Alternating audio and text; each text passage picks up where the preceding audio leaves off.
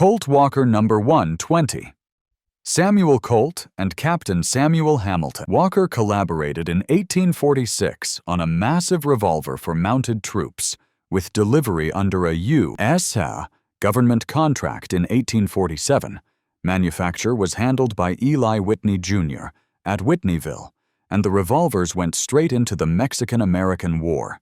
Surviving examples with company and number markings are scarce. E Company No. 120 is among the better documented martial pieces. Company-marked samples were apportioned to alphabetized troop groupings, and serial blocks track those issues. E Company numbers fall near the contract's end, with matching component stamps helping confirm unaltered martial configuration and late-run assembly practices. The Model 1847, also known as the Walker, pushed the percussion concept hard for its time. Its 44 caliber cylinder could take heavy black powder charges.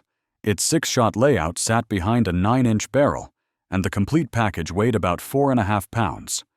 Recoil and the long sprung loading lever revealed a limitation. The lever could unlatch under fire and drop something addressed in the follow-on Dragoon series. The large cylinder carried the now famous Ranger and Indian fight scene roll engraved by W. L. Ormsby, tying the gun to frontier lore surrounding Walker's and Hayes's companies. These revolvers saw issue in Mexico and later with Texas Rangers on the frontier, with a few lingering into the Civil War. The example discussed has sold for roughly $1 million at auction, while the model's best-known cased example has brought considerably more. Alexander Hamilton's pistols. This pair of pistols traces to London gunmaker Ed Nicholson, likely made around 1760 and restocked in American walnut circa 1770. General Philip Schuyler presented them to his son-in-law, Alexander Hamilton, around the time of Hamilton's 1780 marriage to Elizabeth Schuyler. Family documentation and notarized affidavits record continuous Hamilton family custody into the 20th century. Period London proofs and London rib legends accompany Nicholson's early convex banana locks, with non-bridled pans and brass furniture. Engraved wrist escutcheons bearing A.H. appear in early literature and the 1943 Abel's catalog description. Known informally as Hamilton's founding father war pistols, they are presentation-grade flintlocks rather than military-issue arms, smoothbore, with multi-stage barrels and early banana-profile locks. They carry scrolling engraving, brass furniture, and wrist escutcheons engraved A.H. In keeping with London practice of the period, the locks are signed and the barrels marked London. Hamilton served as George Washington's aide-de-camp and later led the nighttime assault on Redoubt 10 at Yorktown. Tradition holds that he carried these pistols during that campaign. The pair sits at the junction of Revolutionary War history and early American provenance, exactly the kind of linkage that drives value. In recent years, a documented pair associated with Hamilton has sold in the low 7 figures, and another pair from a separate line realized somewhat less, indicating sustained demand. Winchester Model 1886, Lawton Rifle. John Moses Browning designed the Winchester Model 1886 to handle full-power rifle cartridges on a strong, vertical lug lever action. The first production gun serial No. 1 emerged in 1886, and was later presented to Captain Henry W. Lawton, a Medal of Honor recipient whose frontier career culminated in the pursuit and surrender of Geronimo. Period inscriptions link the rifle to Lieutenant George E. Albee, a friend and fellow decorated officer with ties to Winchester. Early production details include the script 1 on the lower tang and the barrel inscription Albee to Lawton, a presentation style preceding later 1886 patent legends, combined with the sporting full magazine, full octagon configuration, commonly called World Record Winchester 1886, Serial No. 1, or the Albee to Lawton rifle. It is chambered in .45-70 with a 26-inch full octagon barrel and a full-length magazine. The receiver, hammer, trigger, lever, and butt plate carry case colors, while the barrel and magazine are blued.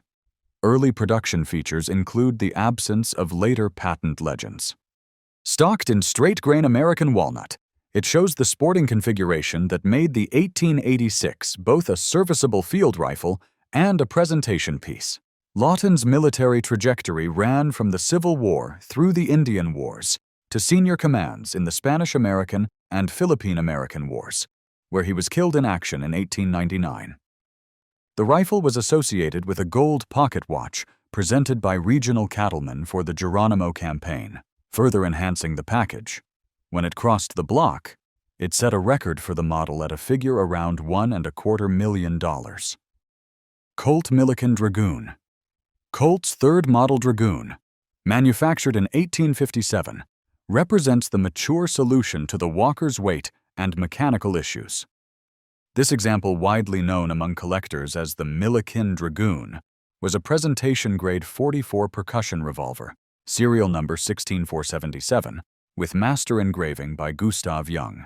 It was originally presented to Colonel John Minor Millikin of the 1st Ohio Volunteer Cavalry, who was killed at Stones River in 1862. Factory diversion of select third model frames for deluxe builds in 1857 is evident through consistent internal assembly marks and exhibition-grade polish, placing this revolver within a small, purpose-made presentation cohort documented by period ledgers. The piece carries deep scroll work, Young's typical animal head motifs, and hand-engraved Colt markings in lieu of standard rolled dies, silver-plated grip straps, a case-hardened frame, and finely checkered walnut grips match a 9-inch barrel and an engraved cylinder in the Dragoon pattern. The revolver was cased with accessories powder flask, bullet mold, cap tin, and implements consistent with high-level Colt presentations of the period. Period documentation credits Millikin's gallantry, and later family inscriptions on the back strap misspelled the surname, an engraver's error that has become part of the gun's identity. Comparative pieces in the same serial range were presented to high-ranking figures, including European royalty and American officials, which situates the Millikin example within Colt's top tier of the 1850s.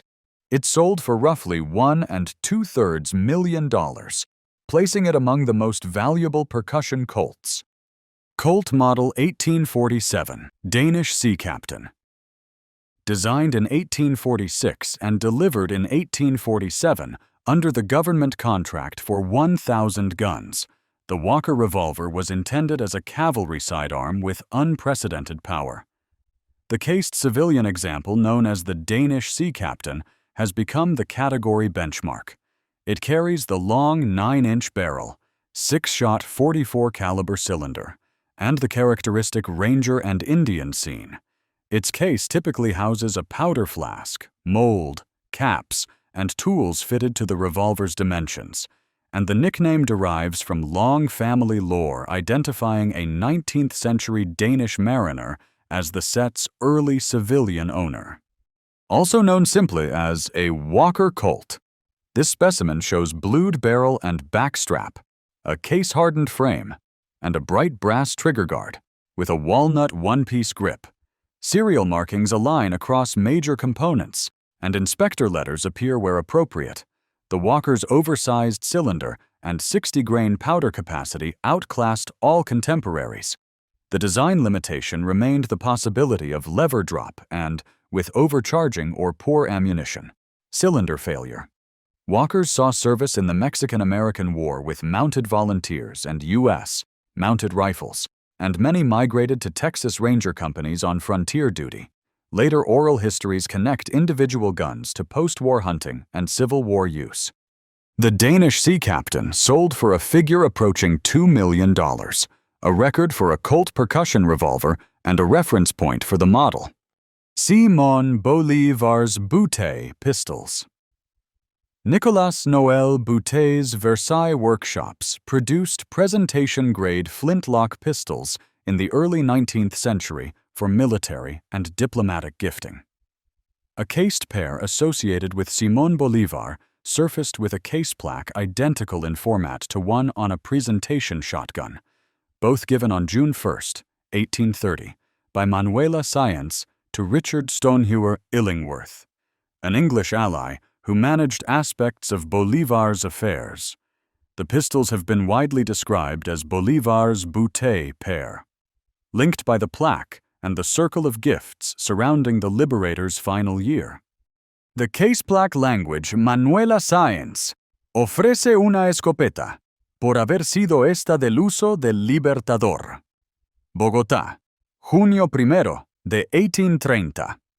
Matches formatting used on companion Bolivar gifts, anchoring date, place, and recipient in contemporary Spanish phrasing.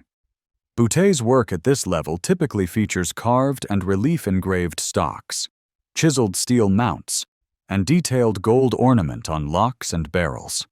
As a presentation set rather than service arms, calibers vary among surviving examples. Period Paris production favored refined dueling dimensions and sighting suitable for formal pistols. Alternative references in cataloging may call them the cased pair with Manuela Sáenz plaque. The broader context ties the pair to Lafayette's exchanges with Bolivar and to the transatlantic revolutionary network that raised Bolivar's profile. Items tied to Bolivar remain rare outside state collections, which has created pressure on the few pieces that appear with documented provenance. At Christie's in 2004, the pair realized a price in the high 6 to low 7 figures and later entered public ownership in Venezuela. George Washington's saddle pistols. Around 1775 to 76, Jacob Walster of Saarbrück produced a steel-mounted pair of European saddle pistols. The Marquis de Lafayette, serving in the French Royal Army, acquired the pair and presented them to General George Washington in 1778 during the American Revolutionary War. The gift symbolized the French-American alliance that would culminate at Yorktown and helped cement a personal bond that both men cultivated for the rest of their lives. Steel-mounted construction reflects Continental cavalry taste of the 1770s. Lafayette likely acquired the pair near Metz during his French service, and period accounts indicate later display within American patriotic settings tied to Washington's legacy. In collections as the Lafayette-Washington pistols, the pair circulated later through American political circles. In 1824, they were presented to Andrew Jackson on the anniversary of the Battle of New Orleans, and Jackson bequeathed them back to Washington's namesake, the Marquise's son, returning the pistols to the Lafayette line in 1846. Contemporary press reports and correspondence traced those handovers, giving the pair unusually strong documentation. Technically, they reflect late 18th century Continental taste steel mounts, refined locks, and proportions suitable for use on horseback. The historical chain links the American Revolution to the early Republic and to Jackson's rise, which has made them objects of national memory as much as mechanical artifacts. When they sold at Christie's in 2002, the price sat near the $2 million mark. Napoleon Bonaparte's Boutet, garniture of 6 arms. In 1797, the French Directory commissioned a 6-piece garniture from the Versailles manufactory under Nicolas Noël Boutet for General Napoleon Bonaparte following the Italian campaign. The set unified a rifled flintlock carbine, a pair of rifled carriage pistols, a pair of pocket pistols, and a glaive with scabbard in a single decorative program, blending Rococo elegance with classical and martial devices, maker signatures, blued and gilt finishes, and deep relief carving present the full capability of Versailles luxury arms at the turn of the century. Directory payment recorded at roughly 1,000 Louis signals exceptional commission status. Decorative programs lean toward late Rococo with classical motifs, preceding the heavier empire vocabulary that followed the Egyptian campaign and later imperial iconography. Often called the Napoleon garniture, the ensemble was widely exhibited after Waterloo. A London display in 1816 presented the set as a trophy. Period sources identified the sword as the one Bonaparte carried during the coup of 18 Brumaire, when the Council of 500 dissolved and he became first consul. Later, the garniture passed through the household of General Junot and into long British custody before re-emerging in the 20th century. Mechanically, the carbine's rifling, set trigger, and fine sights capture the precision weapon thinking of the era, while the pistols carry complementary rifling and ornament in carriage scale and pocket scale.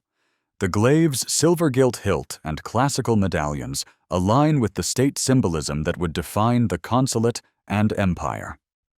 At auction in 2021, the garniture reached just under $3 million, one of the strongest prices for an integrated historical arms set.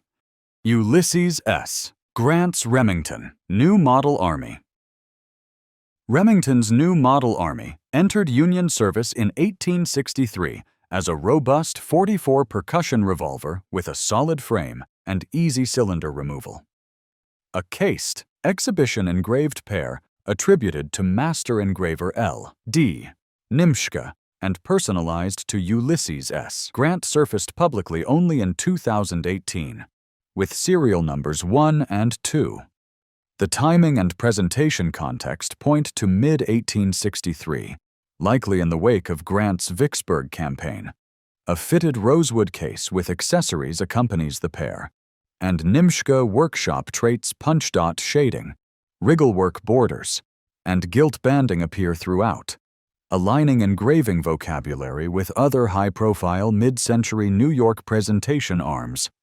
Known simply as Grant's Remingtons, the revolvers show dense scrollwork, gilt details in Nimschke's recognizable hand, and carved grips featuring Grant's portrait.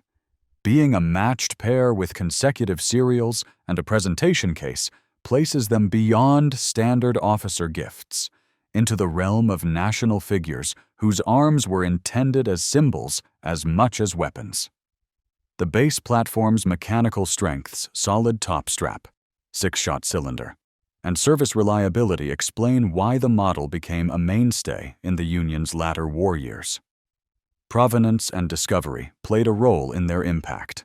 For collectors, previously undocumented presentation guns tied to major figures are unusual, and the combination of engraving, case, and serials provides a cohesive package.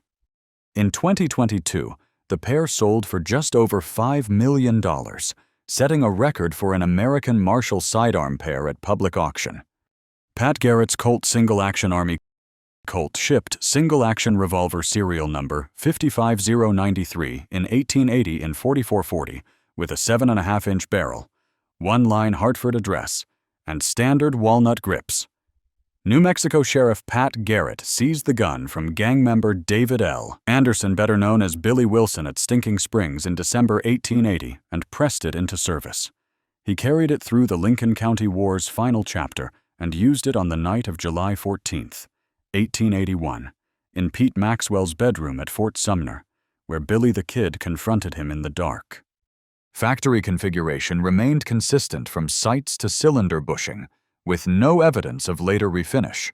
Mechanical timing and wear correspond to early photographs from the Garrett family archive documenting the revolver's long public display. Various labels attach to this revolver, from Peacemaker to the more specific sale title linking it to the killing of Billy the Kid. Inspector DFC marks remain on the frame, and period wear is consistent with a service revolver carried in the field. The chain of custody was documented by Garrett's family, with early 20th century affidavits and photographs tracing display and later recovery from a saloon loan. This is the rare case where a specific firearm can be matched to a single, widely known event.